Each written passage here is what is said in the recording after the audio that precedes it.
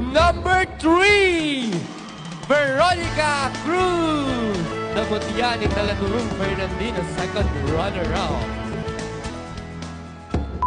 I will pass the phone to the one of the famous vlogger.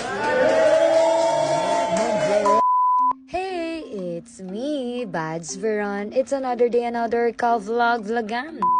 For today's kabag-vlogan nga mga kabats, isi-share ko sa inyo ang mga kaganapan simula nung napili ako maging mutya upang i-represent ang aming paaralan. After 2 weeks nga, nagkaroon na kami ng meeting about sa mutya at lakaning Talaturong Fernandino. At dito nga, unti-unti na rin nagsisimula na makilala namin ang bawat isa. Dahil nga pageant ito, required ang mga babae na magsuot ng high heels. Akala ko nga hindi na ako makakasuot ulit ng high heels dahil nga sa kondisyon ng paa ko. Pero sa totoo lang, hindi ganito talaga yung mga ginagamit kapag pageant. Pero syempre, dun tayo sa safe at comfortable ang paa ko. After ilang practice nga, nagkaroon naman kami ng photoshoot. Ang first outfit nga namin dito ay Filipiniana. First time ko nga lang magsuot ng ganitong outfit at sobrang ganda nga. At hindi ko nga rin akalain na may mga nakakakilala sa akin dito. O diba, mas nahiya na ako sa mga oras na yan magpa-picture.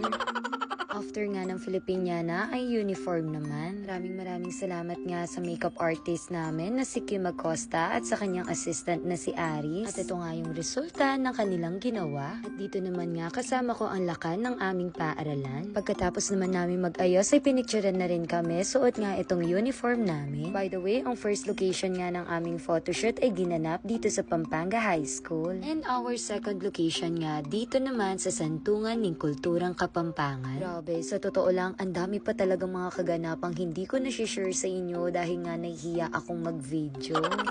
And our last location nga ay dito naman sa City Tourism Office. Hindi nga lang basta photoshoot ang ginawa namin, kundi nag-video na rin. Grabe, sa totoo lang, hindi ko talaga napaghandaan ang event na to. Alam mo yung tipong super unexpected at ang bilis na mga pangyayari. Pero alam nyo ba, sa likod ng mga ngiti, maayos na paglakad at confidence na nakikita ninyo sa akin. Hindi ko mabilang kung ilang beses akong umiiyak. Dahil sa totoo lang, wala akong tiwala sa sarili ko. Hindi ako nagagandahan at nagagalingan sa sarili ko. Pagkatapos, problema ko pa yung kondisyon ng paa ko. Natatakot din ako sa pressure at tiwala na binigay sa akin. Pero ang galing ni Lord, no? At sabi nga dun sa kantang Take You at Your Word, if you said it, I will believe it.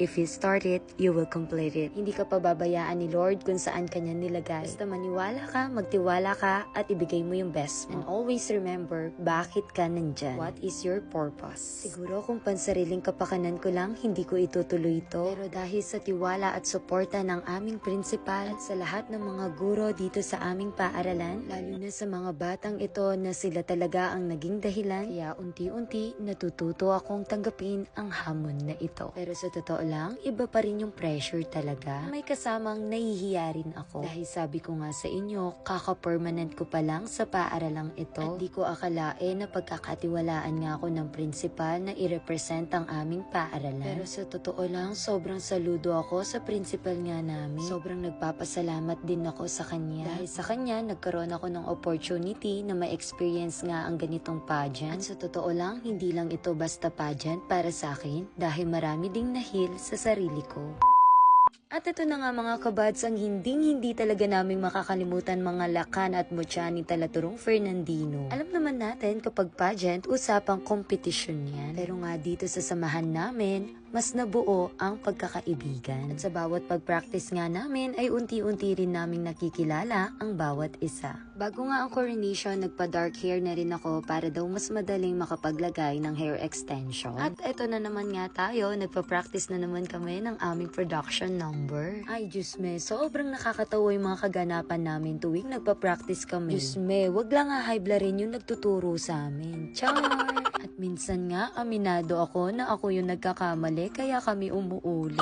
Lalo na kapag nagpa-practice na kami ng paglalakad namin, kaming 1, 2, 3 laging nauuna sa pagkakamali. After nga ng practice, minsan nagkakayayaan kaming kumain sa labas. At ito nga, kasama ko nga ang mga nagagandahang mutya ng Talaturong Fernandino. At syempre, kasama din ang mga lakan. At syempre, kasama namin si Sir Wei. By the way, dito nga yung huling desisyon namin na kumain dito sa Manimogo. Kinabukasan nga, pumunta naman kami dito kay Tito Jun Baluyot, ang aming designer sa mga susuotin namin. At sila na rin nga yung namili kung ano yung susuotin namin. At ang binigay nga nila sa akin ay isang ortelano. At ito nga yung itsura kapag sinuot na, pero depende pa rin sa amin kung paano namin dadalhin. Pagdating sa casual, ito naman yung napili nilang ipasuot sa akin. Pagkasuot ko nga nito, masasabi ko, wow, perfect. Ang ganda ng kulay at pagkakafit. At ito naman nga yung last outfit namin, which is the long gown. Pak, lakas makadonya dyan. At lahat nga ng long gown namin may touch of pink. Wala nang hingahan nito at araw na nga ito ng coronation. At ito nga ang aking makeup artist na si Kim Acosta. At sa lahat nga ng important event ko sa buhay, siya ang makeup artist ko. At ito na nga ang first outfit namin. Sa totoo lang, parang nasisimplihan talaga ako sa tribal ko. Pero sabi ko nga, tatanggapin ko to, dapat ipagmalaki ko, lalo na nasa Pampanga ako. Na pagsasaka ang ipagmamalaking hanap buhay ng mga tao dito. Nuko, wala kayong kakaining kanin kung walang magsasaka. Pero buti na lang magaling yung stylist ko. At ito talaga yung nagdala, itong mga isdang gumagalaw.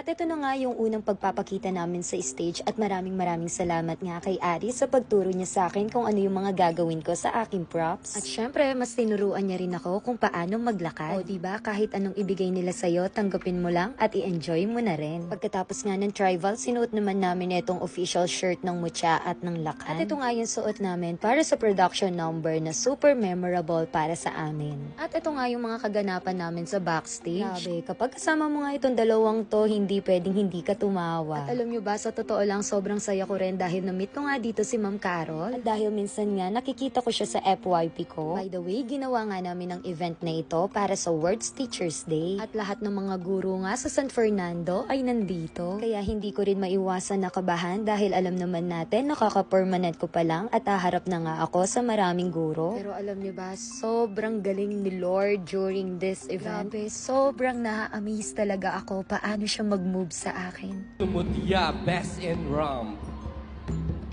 The Best in Rump goes to Mutya number 3, Veronica Cruz. Mutya Best in Advocacy. Mutya number 3,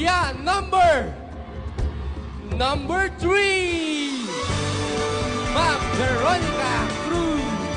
Bayani ng Siyudad San Fernando. And finally, all glory to God, we made it. At dito nga, kasama ko nga ang ating mutyaning Talaturong Fernandino. Grabe, sobrang bait nito at approachable at hindi lang siya, kundi lahat ng lakan at mutya.